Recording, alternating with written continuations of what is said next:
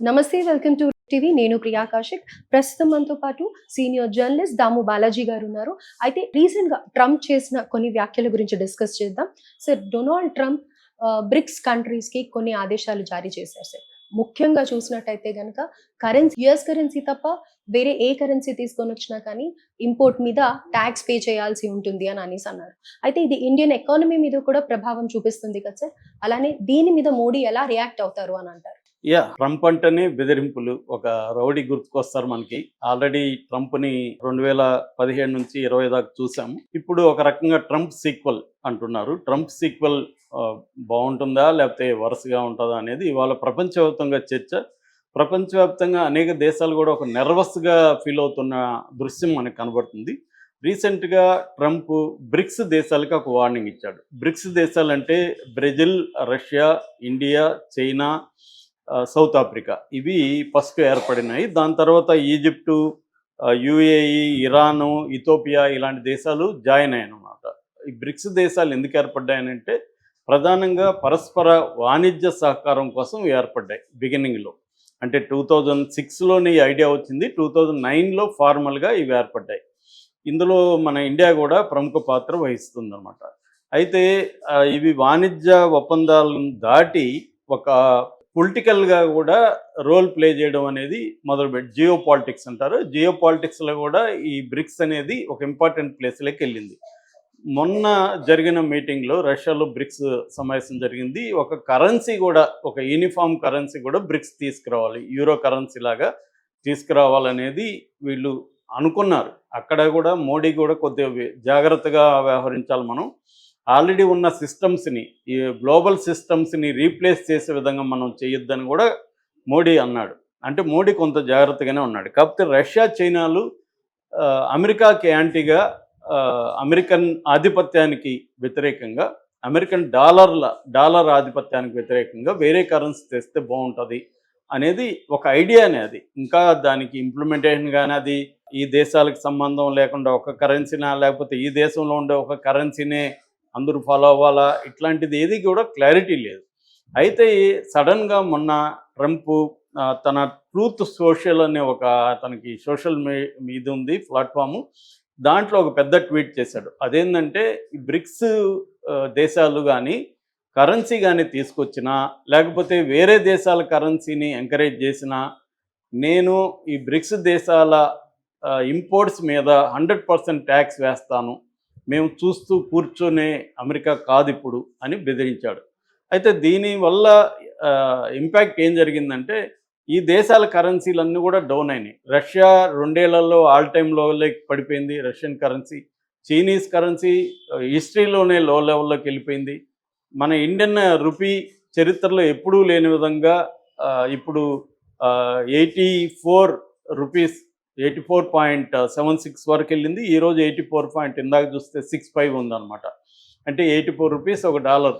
ఆ స్థాయిలో ఇది ఎప్పుడూ లేదు. ఫస్ట్ టైం అనమాట ఈ స్థాయిలో పడిపోవడం రూపాయి. సో దీని ఇంపాక్ట్ ఎకనామీ మీద ఖచ్చితంగా ఉంటుంది. ఎందుకంటే గ్లోబల్ ఎకనామీలో డాలర్ అనేది 90% గ్లోబల్ ట్రాన్సాక్షన్లో డాలర్ ద్వారానే జరుగుతుంది. డాలర్ ఏ దేశంలోకి వెళ్ళినా, ఏ బ్యాంకులన్నా డాలర్ని హానర్ చేస్తాయి. సో ఇప్పుడు ఏమవుతుందంటే ఈ డాలర్ వెపనైజింగ్ ద డాలర్ అంటారు. వెపనైజింగ్ అంటే డాలర్ని ఒక వెపన్ లాగా ఉపయోగించుకొని. ఎందుకంటే ఇప్పుడు ప్రపంచవ్యాప్తంగా ఆధిపత్యం అనేది డిఫరెంట్ ఫీల్డ్స్లో జరుగుతుంటుంది. అందులో ఒకటి డాలర్ ఆధిపత్యం, రెండోది రిసోర్సెస్ ఆధిపత్యం. నేచురల్ రిసోర్స్ మీద ఎవరికి, ఏ దేశానికైతే కంట్రోల్ ఉంటుందో ఆ దేశం డామినేట్ చేయగలుగుతుంది. మూడోది కల్చరల్ ఆధిపత్యం, నాలుగోది జియో పొలిటికల్ డామినేషన్. ఇలాగా ఇంటర్నేషనల్ వైడ్గా తీసుకున్నప్పుడు కొన్ని రకాల పద్ధతులు ఉంటాయి డామినేట్ చేయడంలో. ఈ డామినేట్ చేయడం వల్ల ఏమవుతుందంటే ఆ దేశం బాగుంటుంది, మిగతా దేశాలు ఇబ్బందులు ఎదుర్కొంటాయి. ట్రంప్ పాలసీ ఏంటంటే అమెరికా ఫస్ట్ అనే పాలసీ. దీన్నే మగా అంటారు, MAGA, అంటే మేకింగ్ అమెరికా గ్రేట్ అగైన్ అన్న ఒక పాలసీ ట్రంప్ది అనమాట. సో దాంట్లో ఆయన కొన్ని ఇంటర్నల్, అంటే డొమెస్టిక్గాను ఇంటర్నేషనల్గా కొన్ని పాలసీలను ఆయన కొత్తగా తీసుకొస్తున్నాడు. సో ఇప్పుడు ఆయనకి ఒక ప్రాబ్లం ఏంటంటే ఇంటర్నేషనల్గా యూనిలేటరల్గా లేదు. ఇంతకుముందు అయితే అమెరికా డామినేషనే ఉండేది. కోల్డ్ వార్ 91లో మనకి కోల్డ్ వార్ ఎండ్ అయింది.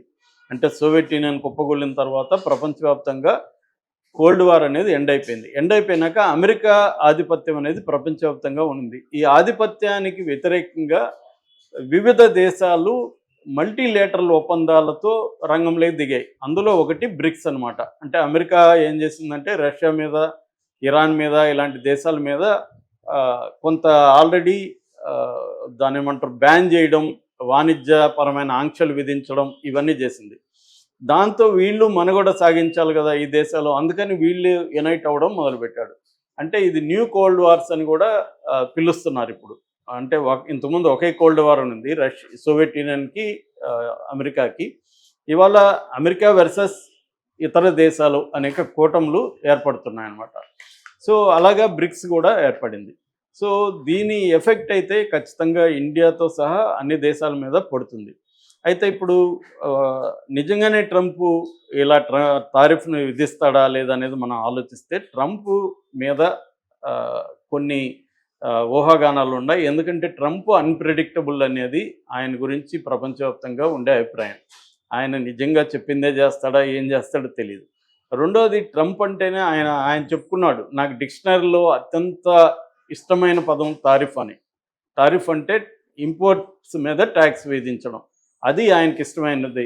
ఎందుకు ఆయన అలా చెప్తున్నాడంటే అమెరికాలోకి వచ్చే గూడ్స్ ఇటు మెక్సికన్ కానీ, చైనీస్ కానీ, కెనడా, ఈ 3 దేశాల నుంచే 40% వాళ్ళ దేశంలో కన్జ్యూమ్ అయ్యే గూడ్స్లో 40% ఈ 3 దేశాల నుంచే వాళ్ళకి వస్తున్నాయి. దీనివల్ల ఒక ప్రాబ్లం అమెరికాకి ఏమొస్తుందంటే అమెరికన్ మ్యానుఫ్యాక్చరింగ్ సెక్టర్ అనేది బలహీనపడిపోతుంది. మ్యానుఫ్యాక్చరింగ్ సెక్టర్ బలహీనపడితే అమెరికాలో నిరుద్యోగం అనేది పెరుగుతుంది. సో మ్యానుఫ్యాక్చరింగ్ సెక్టర్ ఉంటేనే ఉద్యోగాలు ఇవ్వగలం. సర్వీస్ సెక్టర్ ఒకటే సరిపోదు. సో సర్వీస్ సెక్టర్లో కూడా మనకు తెలుసు, మన దేశం వాళ్ళు ప్రతి ఇంట్లో కూడా ఒకరు అమెరికాలో ఉంటున్నారు.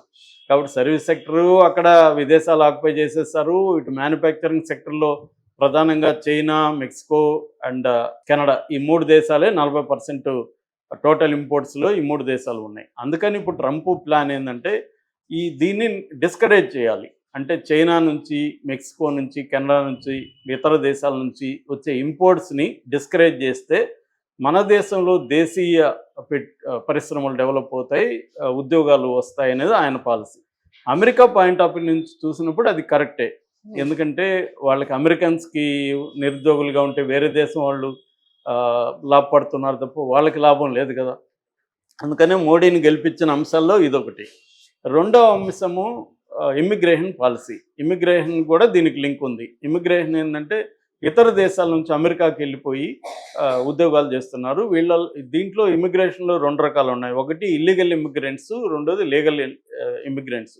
ఇల్లీగల్ ఇమ్మిగ్రెంట్స్ వల్ల ఏమవుతుందంటే తక్కువ శాలరీలకు వీళ్ళు పనిచేస్తారు అక్కడ. అందుకని అక్కడ అమెరికన్స్ కాకుండా వీళ్ళకి ప్రిపేర్ చేస్తారు. అక్కడ ఉన్న కంపెనీలు కావచ్చు, ఫ్యాక్టరీలు కావచ్చు, షాపులు కావచ్చు, ఎవరైనా.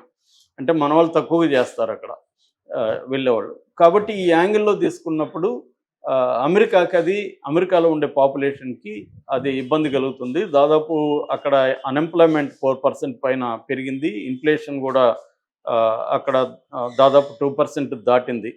సో దీనివల్ల ఏమవుతుందంటే ట్రంప్ ఏం చేస్తున్నాడంటే అమెరికా ఫస్ట్ అనే పాలసీకి అనుగుణంగా ఈ ఇమ్మిగ్రేషన్ని డీల్ చేస్తున్నాడు. ఒకటి, ఇల్లీగల్ ఇమ్మిగ్రెంట్స్ని, ఆల్రెడీ ఉన్న వాళ్ళని డిపోర్టేషన్ అంట, అంటే వాళ్ళని బయటికి పంపించేయడం.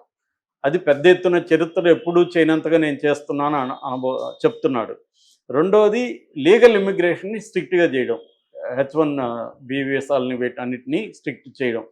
అట్లాగే అమెరికాలో ఇప్పటి వరకు అమెరికాలో పుట్టిన బిడ్డకి గ్రీన్ కార్డ్ ఇస్తారు, సిటిజన్షిప్ ఇస్తారు. ఇప్పుడు సిటిజన్షిప్ ఎవరు, తల్లిదండ్రుల్లో కూడా ఒకరు అమెరికా సిటిజన్ అయితేనే బిడ్డకి ఇస్తారు అనే ఒక రూల్ తేబోతున్నారని చెప్తున్నారు. సో ఈ నేపథ్యంలో ట్రేడ్ వార్స్ అనౌన్స్ చేశాడు అతను. ఒక రకమైన ట్రేడ్ వార్ అవుతుంది. ఎందుకంటే ఇప్పుడు చైనాది 60% ట్యాక్స్ విధిస్తాను, మెక్సికోదైతే 100% విధిస్తాను, మిగతా దేశాలకి 20% ట్యాక్స్ విధిస్తాను అని చెప్తున్నాడు ఆయన. దీనివల్ల అమెరికాలో కూడా ఏమవుతుందంటే వాళ్ళకి కూడా ఇబ్బంది లాంగ్ టర్మ్లో. ఎందుకంటే వాళ్ళ పరిశ్రమలు డెవలప్ అవ్వడం అనే కాన్సెప్ట్ పక్కకెళ్ళి వాళ్ళు కూడా రేట్లు ఎక్కువ పెంచేస్తూ ఉన్నారు. గతంలో అదే జరిగింది. అందువల్ల ఇది ఏంటంటే అల్టిమేట్గా ట్రంప్ చెప్పిందే చేయకపోవచ్చు. అనేది అందరూ కూడా అనుకుంటున్నారు. ఇంత స్థాయిలో చేయకపోవచ్చు అని, చేసినా కూడా దాన్ని ఎలా డీల్ చేయాలనేది ఆల్రెడీ చైనా ప్లాన్ చేసుకుంది. ఎందుకంటే చైనా ఆల్రెడీ ట్రంప్ వ్యవహారాలు చూసింది కాబట్టి 2017 నుంచి 20 మధ్య చైనా ఏం చేస్తుందంటే వేరే దేశాల third world countries and Europe మీద ఫోకస్ చేస్తుంది. ఆ దేశాలకి తన గూడ్స్ని సర్వీసెస్ని ఎక్స్పోర్ట్ చేస్తుంది. అది ప్రధానంగా. రెండోది డొమెస్టిక్ మార్కెట్ని కూడా స్ట్రెంగ్తన్ చేసుకోవడం అనే దాని మీద చేస్తుంది. ఇంకా నెక్స్ట్ ప్లాన్ ఏంటంటే చైనాది, తన దేశంలో నుంచి వెళ్తేనే కదా టారిఫ్లు వేస్తాడు, వేరే దేశంలో తయారు చేసి ఆ దేశాల ద్వారా పంపిస్తే వేయలేడు కదా అన్న ఇంకొక యాంగిల్ కూడా చైనా ఆలోచిస్తుంది అనమాట.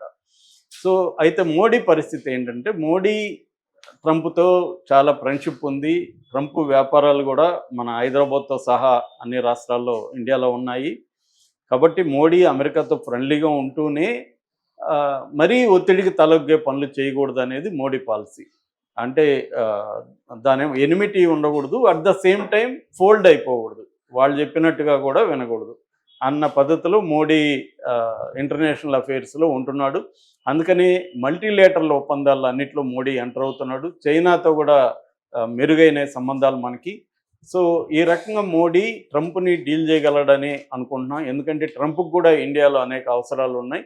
ట్రంప్ సొంత వ్యాపారాలే కాకుండా ట్రంప్ పెట్టుబడులు, అంటే అమెరికన్ కంపెనీల పెట్టుబడులు ఇండియాలో పెట్టుకోవడం కావచ్చు, మనకి బైలేటరల్ ట్రేడ్ కావచ్చు, ఇవన్నీ ఉన్నాయి. కాబట్టి ట్రంప్ని డీల్ చేయడం అనేది కొంత ఇబ్బందే, కానీ మోడీకి డీల్ చేయగలడనే నేను అనుకుంటున్నాను. ఎందుకంటే బైడెన్తో పోలిస్తే ట్రంప్ బెటర్ ఇండియాకి. సో ఆ రకంగా. కానీ ఇప్పుడు మేజర్గా ఫేస్ చేయాల్సింది